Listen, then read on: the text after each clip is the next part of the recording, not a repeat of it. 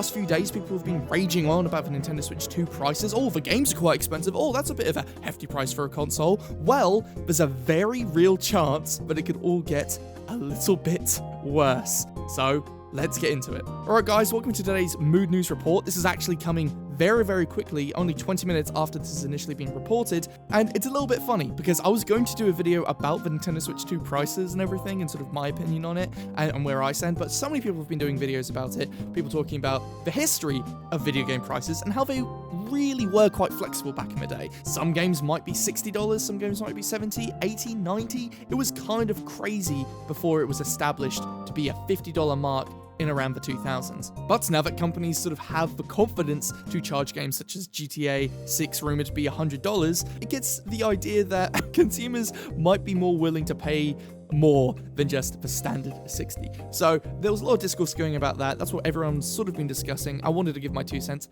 and I might still. However, this news dropped. Specifically, could affect the console more than anything, because so far $450 was more expensive than a lot of people were expecting, but it's still sort of semi-reasonable, you know? The console could have easily been $500 or something crazy, and I feel like people are more willing to buy and swallow the cost of a more expensive console than they are to swallow the cost of more expensive games. However, coming in hot off the press today, Nintendo has postponed US pre-orders for the Nintendo Switch 2, which is originally scheduled for April 9th, 2025. And you might think, why?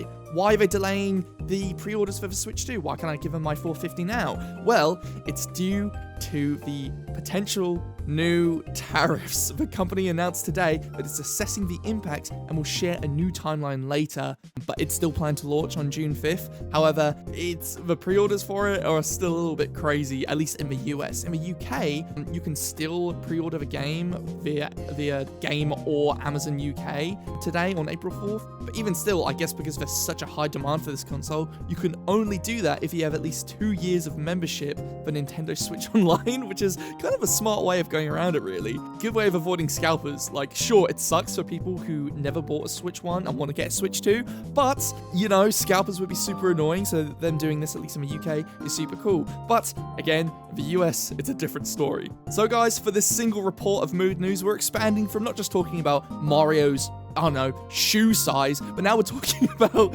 something a little bit more serious, a little bit more global. So on the same day as the Nintendo Switch 2, there was also an announcement that tariffs would begin on April 5th with a baseline of 10% on all imports coming into the US, and it could even jump to 20 to 40% on certain countries like China, Vietnam, and even Japan by April 9th. And all of those regions are critical to Nintendo's manufacturing. And then recently, today, China decided to strike back on the US, announcing a 4% tariff on US goods, which will start on April 10th. And so you can already picture to yourself, oh no, things are going to get a little bit crazy in terms of a trading battle, we'll say. And you know, I'm sure there's a lot of implications with this, but the biggest which affects Nintendo is the fact that this could threat the cost of electronic imports. And from hearing all of that, you might come to a conclusion in your head that this is looking very scary, that it could get way more expensive for all of us as well as Nintendo, and what's going to happen. However, there is a case where Nintendo did take this into account, and I think a lot of people and analysts and everything are coming to the conclusion that Nintendo did take this into account and priced it at $450 for that exact reason. But with all the news coming out in the last few days, they decided to hang on, let's not jump in with pre-orders just yet, let's pause, take a minute to analyze, and then go from there. So honestly, if I was Nintendo, that seems like the smart move to do. And obviously, it's mainly for the hardware. That's the big deal, like even physical games as well. But this could also be a good chance for Nintendo to analyze and see their pricing structure for their digital goods and their games, which has been getting a lot of flack, especially in the Treehouse Lives, if you guys have seen the chat at all with that. But at the same time, specifically with the games themselves, especially Mario Kart being $80, I think Nintendo initially had the idea of like, okay, this price, people might speculate and think, oh, why is it so pricey? And then with the Mario Kart Direct, which we'll get very shortly, it will be sort of showcased why this game is so premium and give a reason to justifying that higher price. And of course, since this is all about trading between countries, this is likely not going to affect digital goods in any way. However, for physical copies of games, it could definitely sort of change things up. I think Nintendo sort of pushing the eShop and pushing to do digital games will just get even more. I mean, not just Nintendo, just gaming as a whole. It's usually pretty digital, but I think like if gaming companies needed any motivation to entirely kill physical games and also promote digital games, this is the opportunity to do that. And also I think it's a case of giving the players a good justification for getting digital over physical. Like, sure, oh, you like physical's nice, but if it's more expensive and it's not really in anyone's control, what are you going to do about it? Are you still just going to go ahead and get the physical game for what? Like a 90, 100 bucks, you know, like $20, $30 more? Could get worse. It could get like $40 more. Who knows? It's really like really up in the air in terms of what the next year is going to look like for game prices, at least physically. And it could also be a case of Nintendo's trying to strike a deal to try and get more limitations on the tariffs affecting them as a company or something. That could also be a case. I'm sure that's potentially what they're trying to do, or it could just be a case of like they're analyzing it and be like, yes, okay, this is what we should do instead of being very businessy.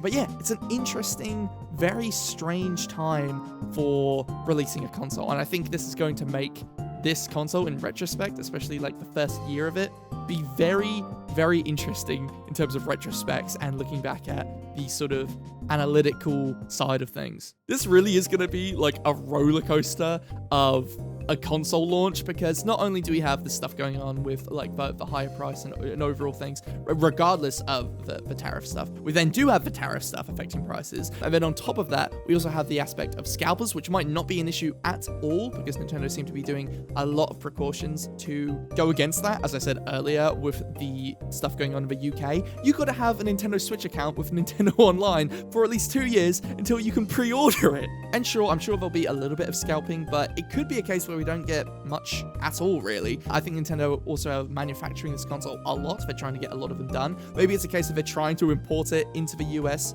before this stuff takes place, or maybe they already have consoles in the US ready to ship to stores. There's a lot of factors going into how this is all gonna shake out. There's also like the social media aspect of it and just people's opinions and misinformation getting out there in terms of what is affecting the price and why it's priced that way. It could be a case where Nintendo's just deciding to price it because they can. That might be the case with the software side of things. With a console, it seems like they have to be very, very particular about what they price this as. It's also sort of gonna create this weird market because it seems like in Japan, it's not as expensive. I think it's around like 300 USD or 330 after the yen conversion if you get a Japanese Switch 2, which is really interesting. But if anything is specifically getting me upset, it's just the fact of Nintendo games and Nintendo consoles being very family focused. And I don't think a lot of families will be able to afford the console just due to not only how it is currently, but how it might be in the future. And that's really sad, you know? I feel like there's a lot of love